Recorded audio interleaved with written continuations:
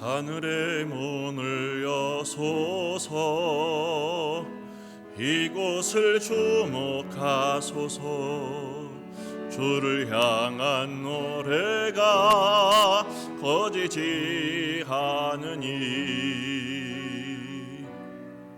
하늘을 열고 보소서. 이곳에 임재하소서. 주님을 기다립니다. 기도의 향기가 하늘에 닿으니 주여 임재하여 주소서. 이곳에 오셔서 이곳에 앉으소서. 이곳에서 드리는 예배를 받으소서. 주님의 이름만이 오직 주의 이름만 이곳에 있습니다. 이곳에 오셔서 이곳에 앉으소서. 이곳에서 드리는 예배를 받으소서. 주님의 이름만이 오직 주의 이름만 이곳에 있습니다. 아멘. 다 같이 참회의 기도로 주 앞에 나가시겠습니다. 하나님의 얼굴을 구하며 전인격적인 주님과의 만남을 통해서 치유와 회복과 새 힘을 얻는 시간 되기를 간절히 열망하는 마음으로 다 같이 자복하며 기도하시겠습니다. 주님 감사합니다. 주 앞에 나와 경배하게 하시니 감사합니다. 주의 얼굴을 배웠고 주의 음성을 들으며 하나님의 임재 앞에 우리를 내어드리기를 원합니다. 맡겨드리기를 원합니다. 아버지 하나님, 주의 음성을 땅에 설 수 있도록 은총해 주시고 인도하여 주시옵소서. 아멘.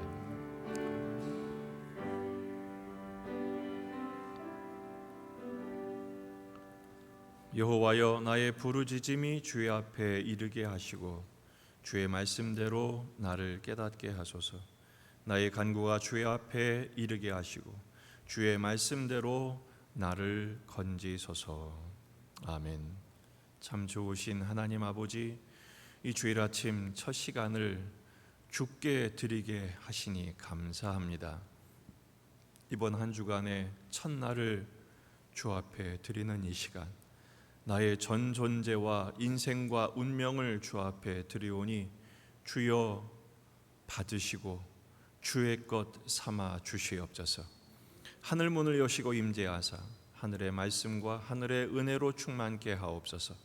그래서 우리를 치료하시고 회복하시며 새힘 주시는 복된 예배의 순간이 되도록 역사하여 주옵소서. 오직 성부와 성자와 성령 하나님만 영광받아 주옵소서. 예수님의 이름으로 기원하옵나이다. 아멘. 우리의 신앙을 고백합니다. 전능하사 천지를 만드신 하나님 아버지를 내가 믿사오며 그 외아들 우리 주 예수 그리스도를 믿사오니 이는 성령으로 잉태하사 동정녀 마리아에게 나시고 본디오 필라도에게 고난을 받으사 십자가에 못 박혀 죽으시고 장사한 지 사흘 만에 죽은 자 가운데서 다시 살아나시며 하늘에 오르사 전능하신 하나님 우편에 앉아 계시다가 저리로서 산 자와 죽은 자를 심판하러 오시리라. 성령을 믿사오며 거룩한 공예와 성도가 서로 교통하는 것과 죄를 사하여 주시는 것과 몸이 다시 사는 것과 영원히 사는 것을 믿사옵나이다. 아멘.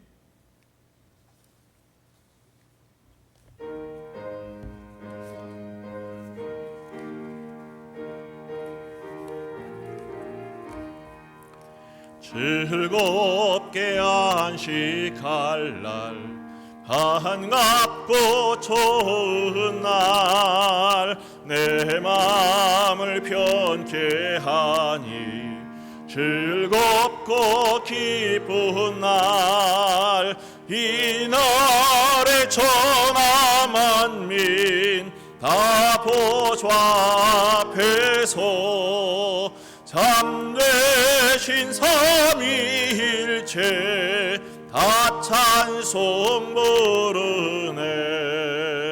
이날에 하늘에서 새 양식 내리네.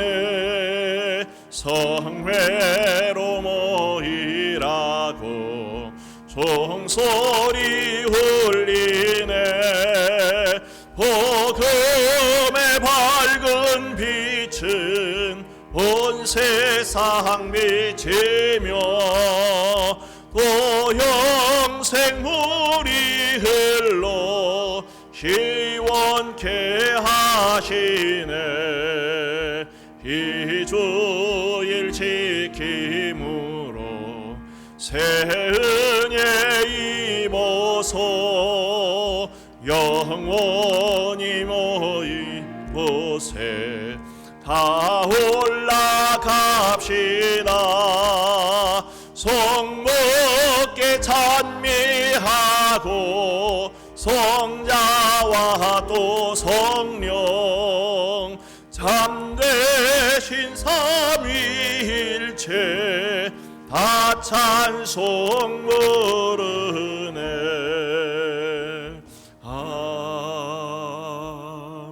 아멘.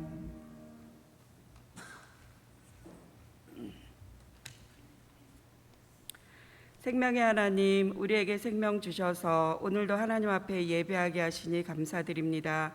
지난 한 주간도 우리가 속해 사는 세상에서 우리의 영혼이 피 흘리기까지 힘들어하며 살았음을 고백합니다. 그 가운데서도 날마다 우리에게 주시는 하나님의 은혜와 도우심이 함께 하시기에 우리는 버티고 이길 수 있었음에 감사드립니다. 코로나19로 인해 우리의 생활이 많이 무너졌습니다. 앞으로 또 어떤 바이러스가 우리를 공격할지 두려움에도 있습니다. 모든 것이 하나님의 주권 아래 있음을 우리가 알고 있으니 모든 예방수칙을 지키며 이렇게 힘들게라도 하나님의 장막 아래 거할 수 있음에 감사를 드립니다. 우리 모두에게 더 큰 지혜를 주시어 오프라인 예배가 어려운 상황에 어떻게 하면 믿음의 형제자매들과 함께 할 수 있을지 방법이 떠오르게 하시고 이렇게 믿음 지키기 어려운 세상 속에서 굳건하게 믿음을 지키는 승리자들이 되기를 기도합니다. 영성회복 10주 운동으로 우리의 말씀에 근육이 단련되게 하시고 그 가운데 하나님의 은혜를 느끼게 하시니 또한 감사드립니다. 오래전 믿음의 선배들이 동굴 속에서도 믿음을 지킬 수 있었던 힘은 말씀입니다. 우리의 생활 속에서 말씀이 떠나지 않도록 더욱더 노력하는 성도들 되게 하여 주시옵소서. 서경원 목사님을 통하여 말씀을 듣습니다. 성령님의 도움으로 전하시는 목사님과 듣는 영혼들이 한 영으로 말하고 듣게 하시어 전해지는 말씀이 우리에게 능력이 되기를 기원합니다. 온라인으로 예배하는 모든 성도들에게도 동일한 은혜로 함께 하시기를 기도하며 이 모든 말씀 예수님의 이름으로 기도하였습니다. 아멘.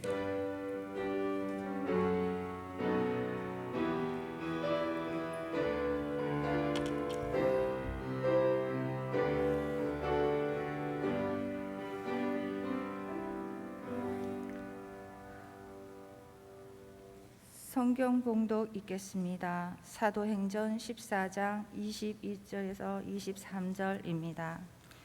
제자들이 마음을 굳게 하여 이 믿음에 머물러 있으라 권하고 또 우리가 하나님 나라에 들어가려면 많은 환난을 겪어야 할 것이라 하고 각 교회에서 장로들을 택하여 금식 기도하며 그들이 믿는 주께 그들을 위탁하고 아멘. 시간에 잠시 영상을 함께 보도록 하겠습니다.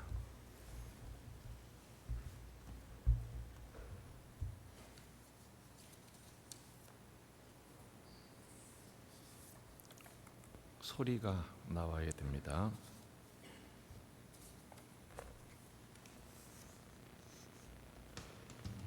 제가 좋아하는 하나님의 말씀은 시편 145편 14절.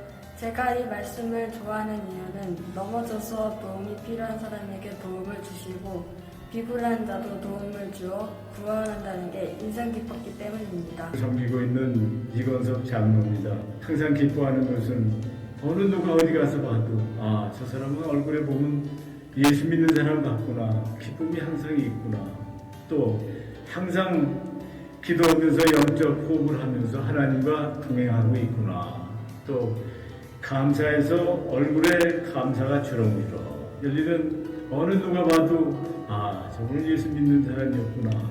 그걸 항상 하나님께 해야 되는 것이 내 또 본분인 줄 믿습니다. 안녕하세요. 김광명 집사입니다. 제 인생 말씀은 여호수아 1장 9절 말씀입니다. 이 말씀은 주님께서 저한테 명령하신 말씀으로 항상 어디에 있든지 흔들리지 않고 주님만을 섬기며 주님께 명령을 받아서 세상 속에 빛이 되라는 이 신념의 말씀을 가지고 하루하루 열심히 살고 있습니다. 주님의 명령을 받아서 항상 열심히 사시고 힘내시기 바랍니다. 화이팅! 안녕하세요. 한춘성 권사입니다. 욥기 23장 8절에서 10절 말씀, 이 말씀은 제 삶의 지표입니다. 이 말씀을 통해서 나를 만들어 가시는 하나님께 감사하고 모든 영광은 하나님께 돌립니다. 안녕하세요. 저는 이하은입니다. 빌립보서 4장 13절 말씀입니다. 이 말씀은 매일 아침 외우는 말씀인데 이 말씀을 외우고 나가면 마음이 평온해지고 이 말씀을 외우지 않으면 마음이 답답해집니다. 그래서 저의 인생 말씀은 빌립보서 4장 13절 말씀입니다. 감사합니다. 할렐루야. 초등학생의 인생 말씀이라니까 한편으로 웃음이 나오면서도 또 우리에게 도전이 됩니다. 그렇죠? 여러분의 인생 말씀들을 찾으셨습니까? 그리고 그 말씀을 붙들고 계십니까? 오늘 발표 이렇게 소개된 거는 일부에 불과하고요. 계속 소개할 겁니다. 또 여러분의 인생 말씀이 나 이거 좀 소개하고 싶습니다 하는 분들은 정의원 전사님에게 영상을 한 10초에서 20초 분량으로 보내주시면 또 함께 나눌 수 있는 기회가 있을 것입니다. 우리 서로 전후좌우 둘러보시면서 서로 이렇게 축복하면 좋겠습니다. 잘 오셨습니다. 반갑습니다. 은혜 받읍시다. 잘 오셨습니다. 반갑습니다. 은혜 받으십시다. 할렐루야. 제가 오늘 좀 질문으로 시작하려고 합니다. 여러분들은 이런 상황이 놓이면 어떤 선택을 하시겠습니까? 쉬운 일이 있습니다. 그리고 어려운 일이 있습니다. 어떤 거 선택하시겠습니까? 당연히 쉬운 일을 선택하겠죠. 먼 길이 있습니다. 그리고 지름길이 있습니다. 어느 길을 선택하시겠습니까? 대부분 지름길을 선택하실 겁니다. 형통이 있습니다. 불통이 있습니다. 어느 쪽이 더 좋으십니까?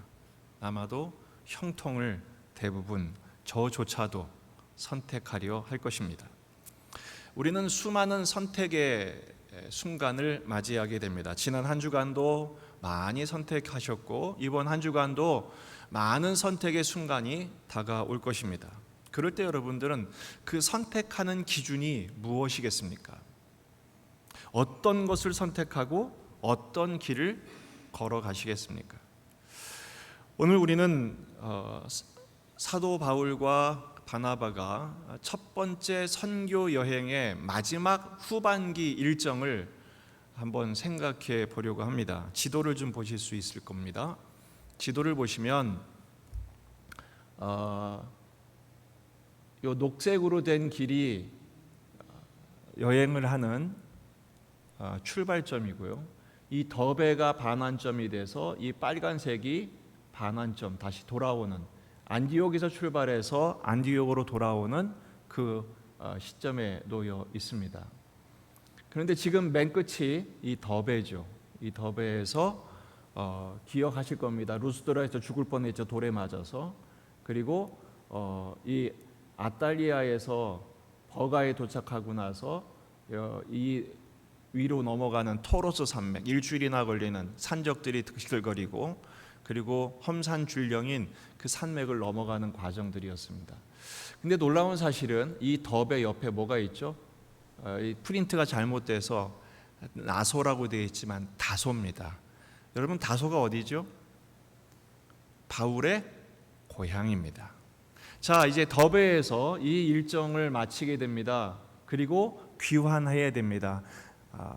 여러분 같으면 어디로 가시겠습니까? 이왕이면 여기 고향이 있잖아요. 오랫동안 떠나 있었던 고향. 그리고 지리적으로 봐서도 더베에서 다소 그리고 안디옥으로 가면 훨씬 짧습니다. 지름길입니다. 빨리 갈 수 있습니다. 산맥을 넘지 않아도 됩니다. 오랜 동안의 긴 항해를 하지 않아도 됩니다. 그런데 놀랍게도 바울은 어떤 여정을 선택합니까? 역순환하는, 다시 돌아오는 길을 선택을 합니다. 여러분, 이 길은 결코 쉬운 길이 아닙니다. 왜냐하면 가는 곳마다 극렬하게 극심하게 반대했던 유대인들이 여전히 득실거리는 그런 곳이었습니다. 반대파들이 위협을 하고 있었고요. 그 길은 험산줄령의 산맥길이었고 긴 항해 길이었습니다. 앞에 놓여있는 길은 오랜만에 고향을 돌아갈 수도 있고 지친 몸과 마음을 휴식할 수도 있고 빠르게 돌아갈 수 있는 길이 분명히 있었습니다. 그런데 바울은 오히려 어려운 길을 선택합니다. 그 길을 선택할 수밖에 없었던 이유는 제자들의 마음을 굳게 하기 위함입니다. 오늘 22절에 나오는 것처럼 제자들의 마음을 굳게 하여 그랬어요. 복음을 전하는 바울조차도 가는 곳마다 복음 때문에 겪는 고초는 이루 말할 수가 없었습니다. 또 당시에 황제 숭배 사상이, 황제 숭배하는 것이 종교 자체가 되어버렸고 취직하거나 사업하는 데 있어서 필수적인 요건이 되는 상황에서 그들이 복음을 받고 그 황제 숭배를 배교해야 하는 입장에서 제자들이, 성도들이, 교회가 겪는 고통은 이루 말할 수가 없었습니다. 흔들릴 수밖에 없죠. 거기다가 소문을 듣자니 바울이 죽을 뻔했다는 얘기도 있고요. 우리도 그런 일을 당하는 거 아닌가? 그런 어려움을 당할 수도 있습니다. 그래서 바울은 자기를 위한 선택보다는 이미 세운 교회와 성도들, 제자들을 격려하는 길을 선택을 합니다. 어떻게 그렇게 하는가? 23절 오늘 말씀 보면 그 제자들의 마음을 굳게 하기 위한 방법이 뭐냐? 각 교회에서 장로들을 택하여 세우는 일이었습니다. 그래서 그들을 주께 위탁하죠. 그래서 오늘 우리가 말씀하려는 주제는 바로 위탁입니다. 바울이 쉬운 길을 뒤로 하고 그 어려운 길을 선택하게 된 이유가 뭐냐? 이미 복음을 전한 사람들, 세워진 교회들, 성도들을 주님께 위탁하기 위함입니다. 위탁이 무슨 뜻입니까? 위탁은 넘겨주다 이런 뜻입니다. 맡기다 이런 뜻입니다. 우리 주님께 넘겨준 것입니다. 우리 주님 앞에 내어드린 것입니다. 하나님의 보호와 돌봄에 이 제자들, 고난에 처한 복음으로 인한 환난, 하나님 나라에 들어가려면 많은 환난을 겪어야 할 것이라는 권고와 함께 그 환난을 이겨내기 위한 방식으로 위탁을 선택한 것입니다. 현재 이 신생 교회들, 예수님을 믿은 지 얼마 안 되는 사람들에게 있어서 바울의 위치는 어떠할까요? 아마도 모르긴 몰라도 이스라엘 백성들에게 있어서 모세와 같은 역할이었을 것입니다. 모세는 보이는 하나님이었습니다. 하나님의 말씀을 대언하고 하나님의 말씀대로 다스리고 하나님 말씀대로 인도하는 민족의 지도자였죠. 그러니까 이 모세가 40일 동안 보이지 않으니까 백성들이 동요할 수밖에 없었던 것은 보이는 하나님의 역할이었기 때문에 그렇습니다. 바울의 위치도 다르지 않았을 거라 생각합니다. 예수 믿은 지 얼마 안 되는, 생긴 지 얼마 안 되는 교회에게 있어서 이 바울의 영적인 역할은 아마 영적인 아버지, 복음의 아버지로 여겨졌을 거예요. 근데 바울은 그들에게 있어서 그들의 영적인 지도력을 선점하여 통제하려 들지 않았습니다. 바울을 의존하게 하고 싶지 않아 했습니다. 오히려 어떻게 해요? 자기 손을 떼는 거죠. 그리고 누구에게 의탁합니까? 주님께 의탁하는 거예요. 따라합시다. 주권 이양. 주권 이양. 나의 주권을, 내가 가질 수 있는 리더십, 권한을 주님께 맡겨드리는 것. 백성들로 하여금, 성도들로 하여금, 교회로 하여금 오직 주님만 의지하도록 만들어주는 일을 위해서 그 어려운 길을 선택했던 것입니다. 사실은 바울이 자기에게 어떤 그런 영성이 있고 그 덕이 높아서 그렇게 한 게 아니라 예수님이 그렇게 하신 본을 따랐던 것입니다. 오늘 주보에 보면 이번 주 묵상 말씀이기도 합니다. 요한복음 17장 11절입니다. 같이 한번 읽어보십시다. 주보를 펼쳐보셔도 되고 또 자막을 보셔도 됩니다. 같이 한번 읽어보십시다. 시작. 나는 세상에 더 있지 아니하오나 그들은 세상에 있사옵고 나는 아버지께로 가옵나니 거룩하신 아버지여 내게 주신 아버지의 이름으로 그들을 보존하사 우리와 같이 그들도 하나가 되게 하옵소서. 요한복음 17장은 유명한 예수님의 대제사장적 기도입니다. 17장 전체가 아버지 하나님을 향한 기도입니다. 나는 이제 때가 되어 나의 사명을 마치고 나는 이제는 이 땅에 있지 않습니다. 아버지께로 돌아가게 될 것입니다. 그러면서 거룩하신 아버지여 내게 주신 이 사람들을 주님께 부탁합니다. 주님이 보전, 맡아 책임져 주옵소서라고 기도하고 있습니다. 그리고 예수님조차도 십자가에서 마지막으로 하신 기도가 뭡니까? 아버지여 내 영혼을 아버지 손에 어떻게 한다고요? 부탁하나이다. 위탁이란 말은 부탁한다는 말과 같은 뜻입니다. 예수님도 자신을 아버지께 부탁하셨습니다. 남겨진 제자들을 아버지께, 하나님 아버지께 부탁하셨습니다. 바울도 그 본을 따라서 예수님처럼 자기들이 세웠던 복음을 전해 구원받게 했던 그 사람들, 그 금쪽 같은 믿음의 자녀들을 예수님께 부탁하고 있는 것입니다. 그렇다면 주님께 부탁한다는 의미가 뭘까? 주님께 부탁한다는 의미는 말씀께 부탁하는 것을 말합니다. 사도행전 20장 32절입니다. 이 사도행전 20장 32절은 이제 바울이 박해를 피해서 그 에베소에서 오랫동안 가르쳤던 장로들과 제자들과 성도들에게 고별 설교를 하는 장면입니다.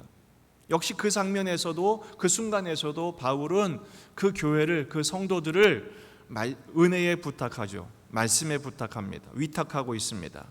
지금 내가 여러분을 주와 및 그 은혜의 말씀에 부탁하노니, 위탁하노니 그 말씀이 여러분을 능히 든든히 세우사 거룩하게 하심을 입은 모든 자 가운데 기업이 있게 하시리라. 할렐루야. 지금 바울은 뭐에 부탁하고 있어요? 말씀께 부탁하고 있습니다. 여러분, 말씀이 뭡니까? 하나님의 말씀은 우리 인생의 사용 설명서와 같습니다. 여러분, 그 TV라든지 컴퓨터라든지 어떤 가전제품, 하다못해 냉장고나 세탁기를 구입하게 되면 항상 그 제품 박스 안에 들어있는 게 뭐죠? 사용 설명서가 있습니다. 여러분, 지금 휴대폰을 사용하실 겁니다. 대부분 요즘 거의 스마트폰을 많이 사용하시는데 이 스마트폰을 사실 때 뭐가 따라오죠? 사용 설명서가 따라옵니다. 물론 요즘은 지면을 종이를 아끼기 위해서 파일로 넣어주는 경우도 있어요. 그런데 여러분, 대부분의 분들이 이 스마트폰을 몇 프로 활용한다고 생각하십니까? 어떤 분들은 그래요. 최신 폰을 구입하셨군요. 이 기능이 어마어마합니다. 그럼 어디 쓰십니까? 전화 걸고 받고 문자하는 데만 씁니다. 1%도 못 쓰는 겁니다. 저는 이 기능이, 요즘 이 휴대폰의 기능이 정말 놀랍습니다. 그냥 컴퓨터 이상의 기능을 다 합니다. 컴퓨터는 들고 다닐 수도 없죠. 이거 들고 다니면서 다 합니다. 어떻게 합니까? 사용 설명서를 숙지하면 할수록 기능을 더 많이 활용할 수 있습니다.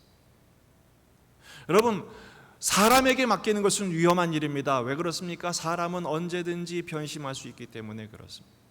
사람은 한계가 있기 때문에 그렇습니다. 그러나 하나님의 말씀은 언제든지 우리를 붙들어 주시고 우리를 인도해 주실 줄로 믿습니다. 주의 말씀은 내 발의 등이요 내 길의 빛이기 때문에 그렇습니다.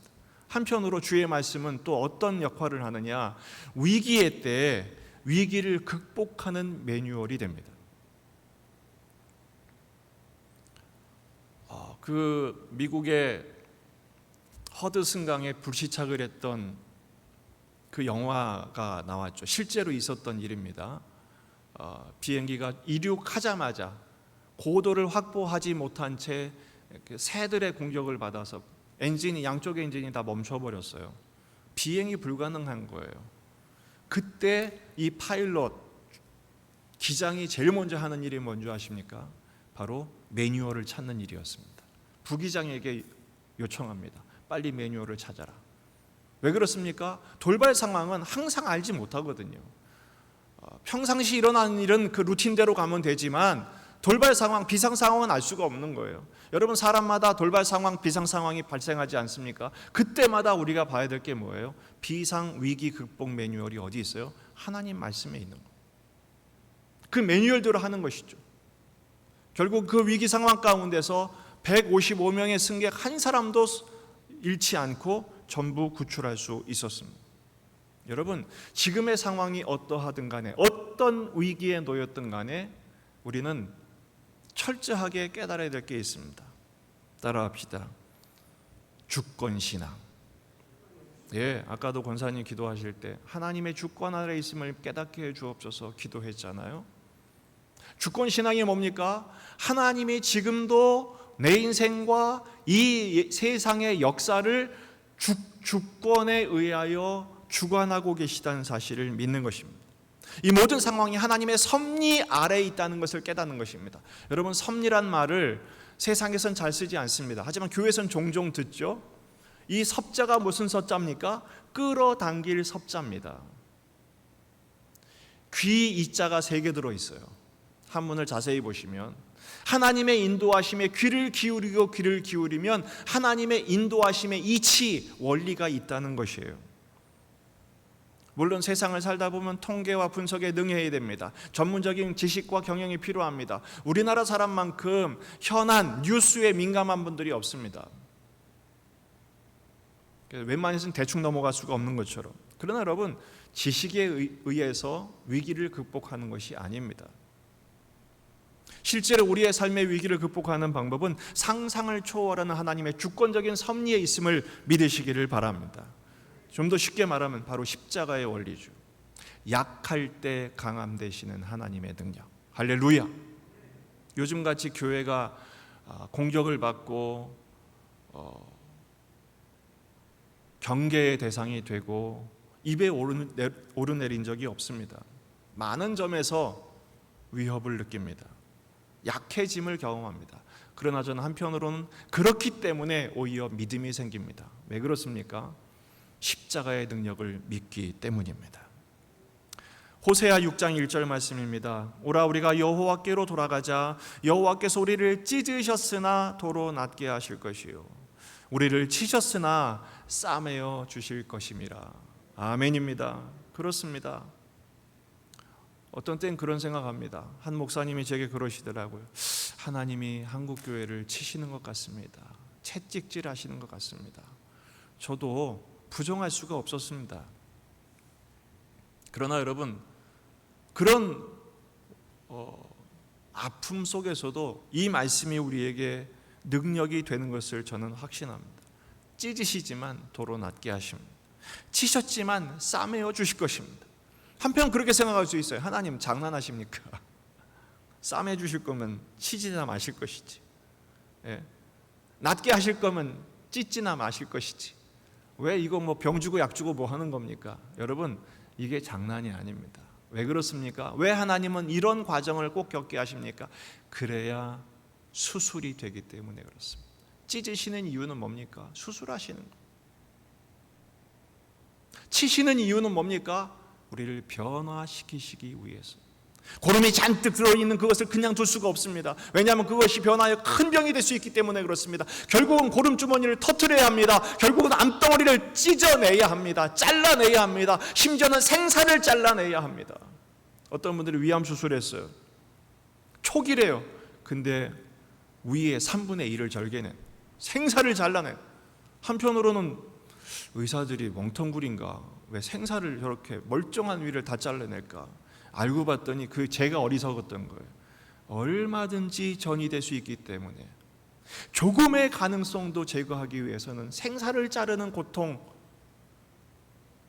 그것을 감내하지 않고서는 다시 얼마든지 재발될 수 있는 위험이 있기 때문에 그렇게 한 것이죠. 그렇습니다. 여러분, 우리는 하나님 아버지의 본심을 읽어내셔야 해요. 이 코로나 사태가 여러 우리에게 교훈이 있어요. 여러 교훈이 있어요.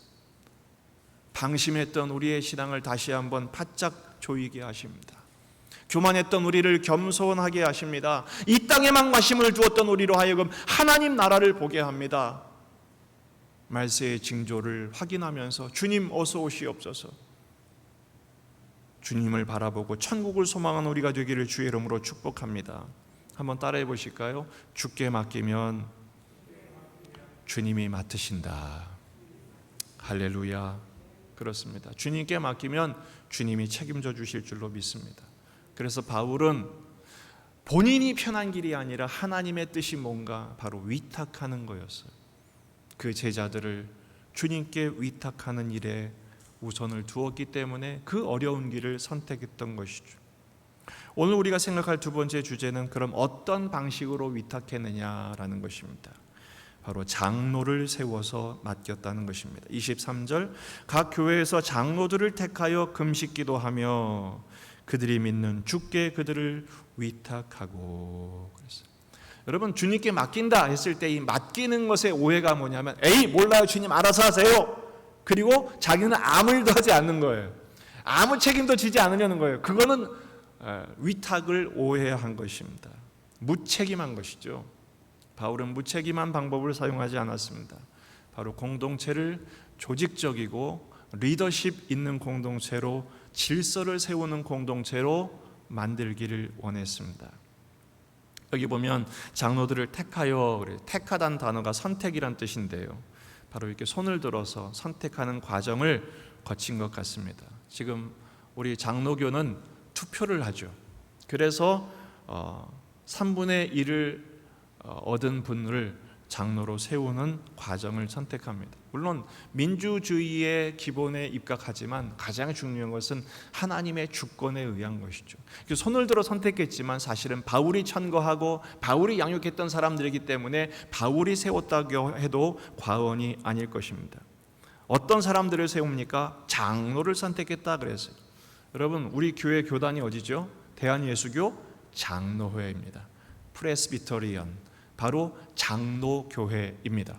장로란 뜻이 뭡니까? 원래는 늙다, 나이가 많다 이런 뜻이에요. 그런데 이 장로는 바로 목자의 임무를 가진 사람을 말합니다. 교회에는 두 종류의 장로가 있습니다. 가르치는 장로가 있고 치리하는 장로가 있습니다. 아마도 오늘 본문에서 장로들을 택하여, 이 장로들은 가르치는 장로를 의미하는 것 같습니다. 가르치는 장로는 목사를 의미합니다. 치리하는 장로는 행정하고 섬기고 내 양을 먹이라, 내 양을 돌보라 하신 대로 목양하는, 여러분들이 일반적으로 알고 있는 장로님이라고 보셔도 틀림이 없습니다. 가르치는 장로나 치리하는 장로의 책임이 뭡니까? 서신서를 보면 환난을 감당하게 하는 거예요. 지금 오늘 본문에서도 하나님 나라에 들어가려면 많은 환난을 겪어야 할 것이다. 그리고 그 환난이 실제로 겪고 있지 않습니까? 그 환난을 극복하게, 감당하게, 함께 이겨나가게 돕는 자의 역할이 바로 장로입니다. 또 한 가지는 이단으로부터 보호하는 것입니다. 초대교회는 교회가 생기면서부터 항상 이단이 생겨요. 지금도 이단이 무지하게 많지만 어떤 그 이단 전문가가 그러더라고요. 우리나라에는 예수님이 한 30-40명 계시대요. 그나마 이름이 알려진 예수님, 그 이름 알리는데 성공한 예수. 다른 복음이죠. 유사복음이죠. 이단들입니다. 바로 그 이단들로부터 바른 복음, 바른 예수, 바른 진리의 말씀대로 인도하는 역할을 하는 것입니다. 그래서 우리는 그 장로들의 리더십을 존중해야 합니다. 그래서 디모데전서 5장 17절에서도 잘 다스리는 장로들은 배나 존경할 자로 알되 말씀과 가르침에 수고하는 이들에게는 더욱 그리할 것이니라. 앞에 나오는 잘 다스리는 장로들이 바로 치리하는 장로들입니다. 말씀과 가르침에 수고하는 장로들이 바로 가르치는 장로, 목회자를 의미합니다. 여러분, 리더십이 매우 중요합니다. 지금 북한은요, 만약에 우리나라가 북한의 입장이었으면 우리나라는 100번 망해도 망했을 것입니다. 아마 흔적도 찾아볼 수 없었을 것입니다. 그런데도 지금 북한이 저렇게 엉망인 기반과 인프라가 있는데도 불구하고 지금 김정은 정권으로 버텨나가는 이유가 뭔지 아십니까? 말도 안 되는 리더십입니다. 그들은 아기 때부터 세뇌를 당했기 때문에 그렇습니다. 지금 존중한다, 그리고 높인다, 섬긴다, 이것이 그런 섬김을 말하는 것을 의미하는 것은 아니죠. 그럼에도 불구하고 영적인 리더십을 존중해야 합니다. 요즘은 이 영적인 리더십을 찾아보기가 힘듭니다. 그러나 우리 교회는, 한국 교회는 영적인 리더십이 잘 지혜롭게 은혜롭게 세워질 수 있기를 주의 이름으로 축복합니다. 중요한 것은 장로님들을 어떻게 세웠느냐라는 것입니다. 장로들을 택하여 금식 기도하며 그들이 믿는 주께 그들을 어떻게 하고? 위탁하고 그랬어요. 주님께 맡겨드림의 본이 되도록 장로를 세운 거예요. 그러니까 장로는요, 두 가지를 해야 돼요. 기도해야 되고 주께 맡겨드림의 본을 보여야 하는 것입니다. 자신을 주께 맡겨드릴 뿐 아니라 교회와 성도들을 주께 맡겨드리는 일을 해야 해요. 맡겨드리는 일은 오직 기도밖에 없습니다. 섬기는 일밖에 없습니다. 주께 맡긴다는 것은 결국 말씀이죠. 결국 이겁니다. 말씀, 기도, 섬김. 실제로 있었던 일입니다. 제가 노예 업무를 하니까 어떤 교회에서는 임직식을 하게 됐습니다. 그래서 장로 임직을 하게 되는데, 장로 임직을 하고 나서 은혜로운 안수기도와 그런 모든 예배의 순서가 마쳐지고 이제 임직받은 장로가 세움 받은 것에 대한 감사의 말을 하는데 첫 번째 말이 이거였어요. 저를 찍어주신 여러분께 감사합니다. 제가 장로 되게 도와주셔서 감사합니다. 1년 만에 그 담임 목사님을 그 장로님이 내쫓았습니다. 그리고 본인도 얼마 안 돼서 그 교회를 나오고 말았습니다. 교회가 어떻게 됐겠습니까? 장로님의 역할, 장로님뿐 아니라, 이 말씀을 저는 장로님뿐 아니라 모든 리더십에 확대하기를 원합니다. 목회자도 그렇고 장로님도 그렇고 모든 직분자들도 그렇습니다. 하나님께서 우리에게 직분을 주시고 어떤 역할과 사명을 주신 것은 자기를 드러내게 하기 위함이 아닙니다. 환난 당한 영혼들을 주께 위탁하는 사명으로 맡겨주신 것을 기억하시길 바랍니다. 베드로전서 5장 1절에서 3절입니다. 너희 중 장로들에게 권하노니 나는 함께 장로된 자요 그리스도의 고난의 증인이요 나타날 영광에 참여할 자니라. 너희 중에 있는 하나님의 양무리를 치되 억지로 하지 말고 하나님의 뜻을 따라 자원함으로 하며 더러운 이득을 위하여 하지 말고 기꺼이 하며 맡은 자들에게 주장하는 자세를 하지 말고 양무리에 뭐가 되라? 본이 되라. 본이 되라. 어떤 본입니까? 기도의 본입니다. 말씀께 자신을 위탁하는 본입니다. 성도들을 그리고 교회를 주님께 위탁하는 섬김의 본입니다.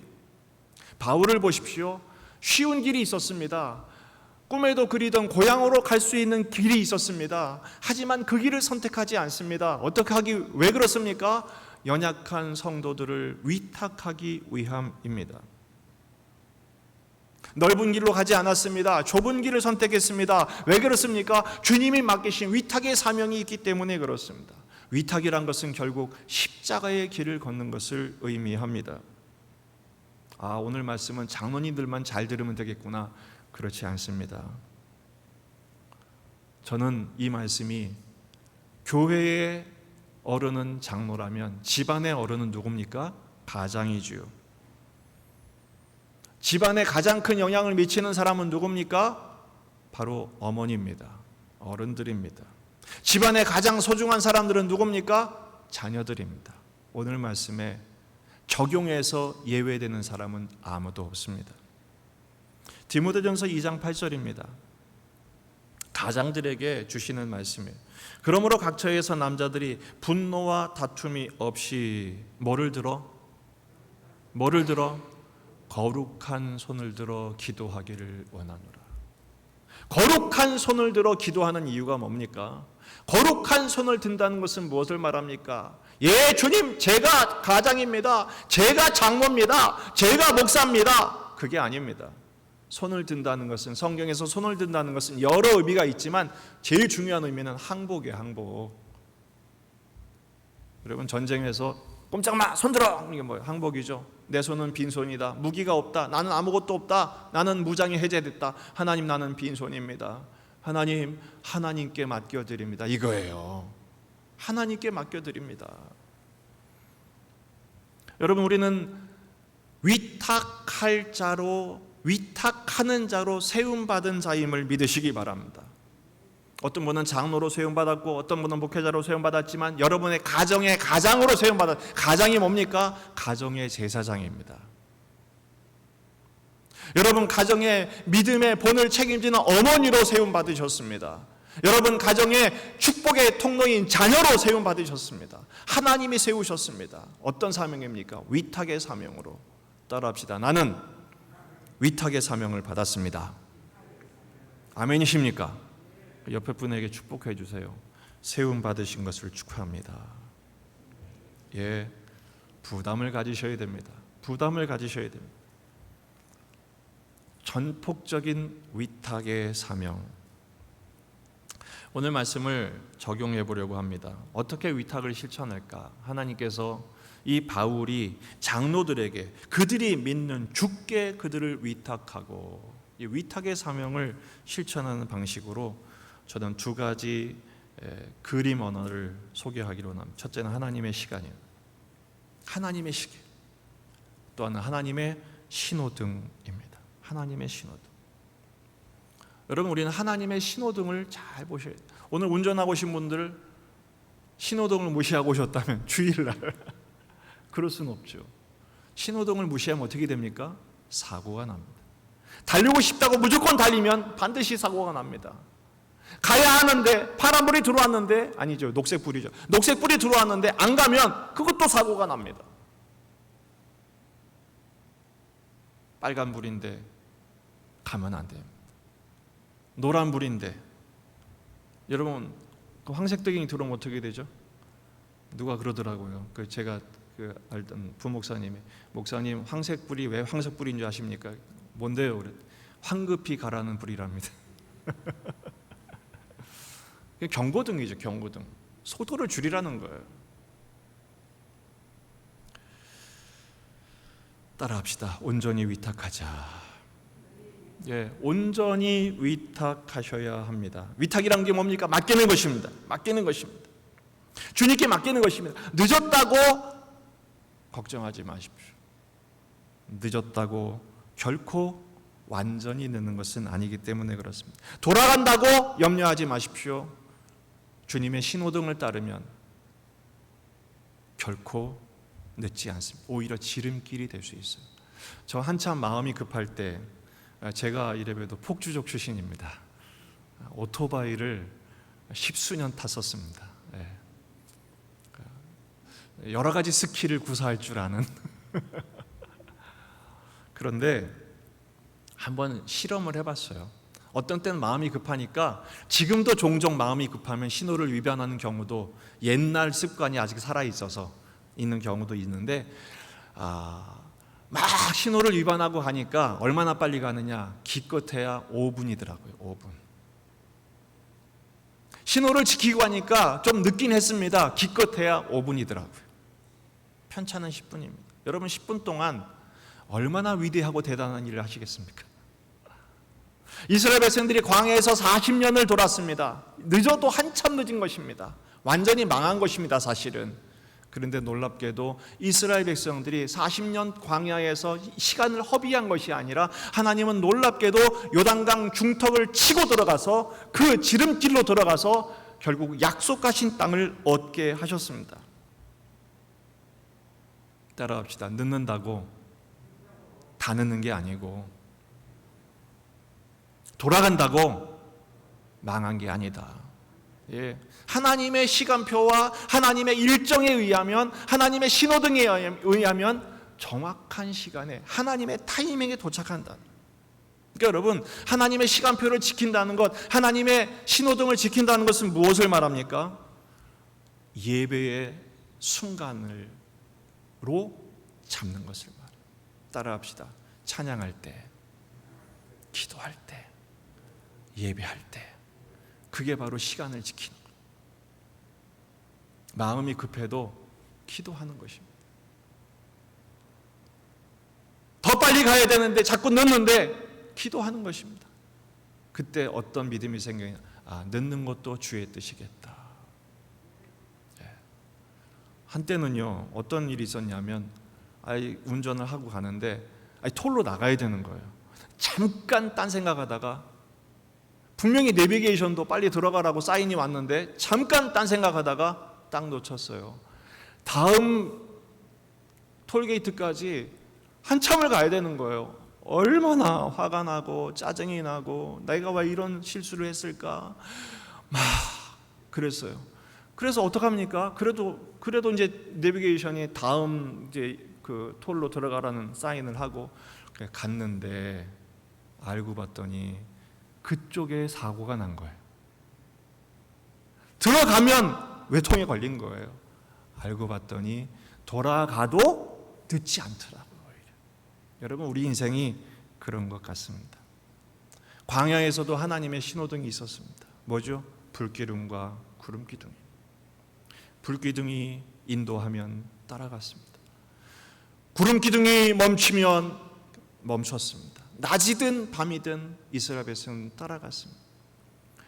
40년 동안, 나중에 민수기를 살펴보니까 약 40곳의 여정에 멈춘 적이 있더라고요. 그러니까 평균으로 따지면 1년에 한 번 이동한 거예요. 물론 어떤 때는 한 달에 한 번 가기도 하고 일주일에 한 번 가기도 하고, 어떤 때는 1년 내지 2년 내지 몇 년을 머물기도 했습니다만, 중요한 것은 이스라엘 백성들이 어떤 형편이 있든지 불기둥이 움직이면 빨리 짐 싸는 것입니다. 빨리 장막을 걷는 것입니다. 그리고 아무리 달리고 싶어도 뛰고 싶어도 구름기둥과 불기둥이 멈추면 거기에 자리를 펴는 것입니다.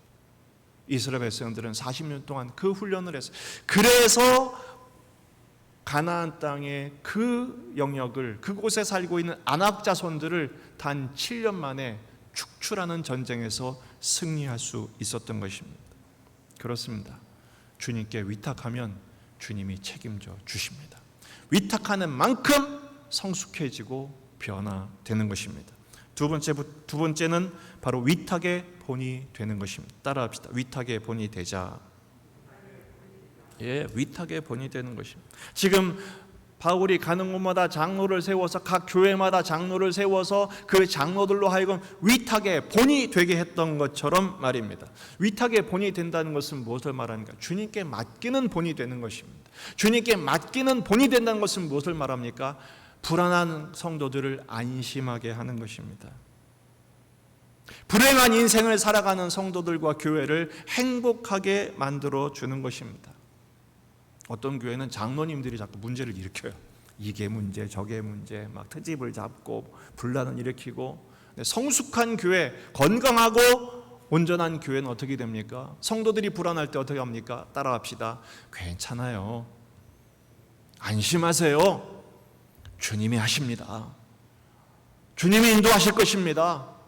아멘이십니까? 그렇습니다. 주님을 신뢰하고 의지하면 주님이 하신다는 것을 믿는 것입니다. 그리고 기다릴 줄 아는 것입니다. 모든 일에는 과정이 필요해요.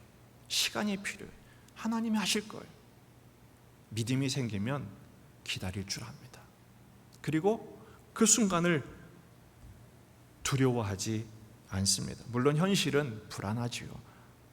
여러분, 목회자가 앞에 서는 순간들이 참 제일 힘들 때가 언제냐면, 내가 불안한데 안심시킬 때예요. 그게 제일 힘들어요. 나도 불안한데 안심시켜야 돼. 근데 여러분, 사명 때문인지 말씀을 붙들고 엎드려 기도하게 되고, 또 안심시키면서 격려하게 되니까 놀랍게도 나 자신에게도 그런 평안이 찾아오고 두려움이 물러가는 것을 경험하게 됩니다. 여러분, 지금 우리는 위기의 시대를 걸어가고 있습니다. 그때마다 우리 명심하셔야 돼요. 위기 극복 뭐가 있다고요? 매뉴얼이 있다고. 그게 뭐라고요? 하나님의 말씀이라고요. 하나님의 말씀께 여러분의 가정을 맡기십시오.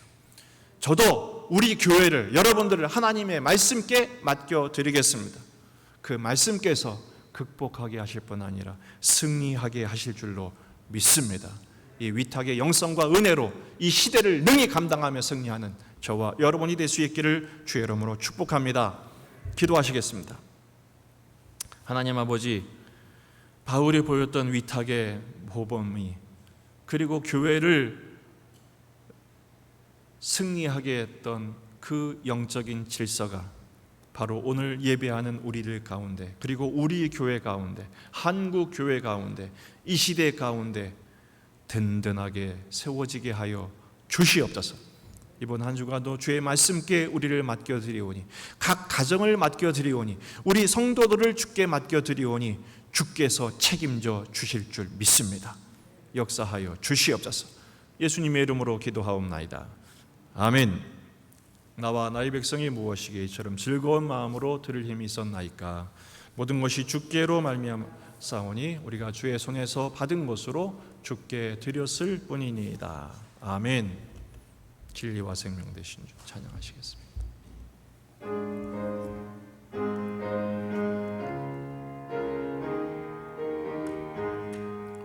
진리와 생명 되신 주 이 몸을 바치옵니다. 믿음과 소망 사랑에 한 마음 되게 하소서. 아멘. 하나님 아버지, 참 감사합니다. 주님께 위탁해 드릴 수 있는 믿음을 주시니 감사합니다. 믿음대로 맡겨 드립니다. 주님이 책임져 주실 줄 믿습니다. 이 믿음으로 승리하는 가정들 되게 하옵시고, 그 사랑하는 마음으로 주 앞에 예분을 드린 가정들 향기로운 제물로 흠양하시며 주의 나라와 복음을 위해 사용하시고, 또 드린 가정들을 친히 섭리 가운데 경영하사 이 어려움의 시대, 이 불황의 시대를 능히 감당하는 축복의 가정들 될 수 있도록 복을 내려 주시옵소서. 하나님 아버지, 함께 예배하기를 원하지만 그렇지 못한 형편에 있는 우리 가족들을 긍휼히 여겨주셔서 속히 회복시켜 주시고 치유해 주시고 새 힘으로 가셔서 예배하는 기쁨, 임재와 영광의 축복을 누리는 복된 인생 되도록 은총 베풀어 주옵소서. 이번 한 주간도 말씀의 능력께 위탁하오니 주여 통치하여 주옵소서. 승리케 하여 주시옵소서. 예수님의 이름으로 기도하옵나이다. 아멘. 우리 표를 제창합니다. 여호와를 알자. 힘써 여호와를 알자. 아멘. 우리 영성회복운동 지난주까지 10주 동안 참여하신 여러분들을 진심으로 축복하고 격려합니다. 참 수고 많으셨습니다. 감사합니다. 영성회복 점검지 다 채우신 분들은 정혜원 전사님에게 제출해 주셔서 시상할 수 있도록 도와주시기를 바랍니다. 7월 달의 경건 실천은 인생 말씀 찾기입니다. 내게 주신 위로의 말씀, 아까 영상을 통해 보신 것처럼 여러분의 말씀을 찾으시고 나도 이 말씀 나누고 싶다 하시는 분들은 준비하셔서 제출해 주시면 좋겠습니다. 그리고 예배 순서를 맡으신 분들은 10분 전에 피아노 앞으로 오셔서 기도하고 예배에 참여할 수 있도록 해주시기를 바랍니다. 주일학교가 유초등부, 중고등부는 첫째 주, 셋째 주, 대학 청년부는 둘째 주, 넷째 주에 진행이 됩니다. 안전수칙을 잘 지키고 진행하고 있습니다. 또 은혜롭게 진행될 수 있도록 기도해 주시기 바랍니다. 그리고 경기도 가평에 도대리 교회라고 있습니다. 한 30년 된 교회인데요, 정말 딱 옛날 시골 교회라고 보시면 됩니다. 이렇게 산 중턱에 몇 가구도 있지 않아요. 한 3, 40여 가구가 있는 곳인데 사택이 마련되어 있지 않아서 그 옛날처럼 이렇게 예배당 옆에다가 이렇게 천막같이 가건물로 사용을 했었는데 철거 위기에 놓이게 됐습니다. 그래서 거처를 목사님의 그 거처를 마련해야 하는데 회복과 체험을 위해서 기도해 주시기를 바랍니다. 저는 이번 한 주간 여름 휴가를 갖게 됩니다. 이번 주에는 아침 묵상이 없음을 양해해 주시기를 바랍니다. 잘 충전하고 힘을 얻을 수 있도록 기도해 주시면 좋겠습니다. 함께 일어나 찬양하고 축복하겠습니다.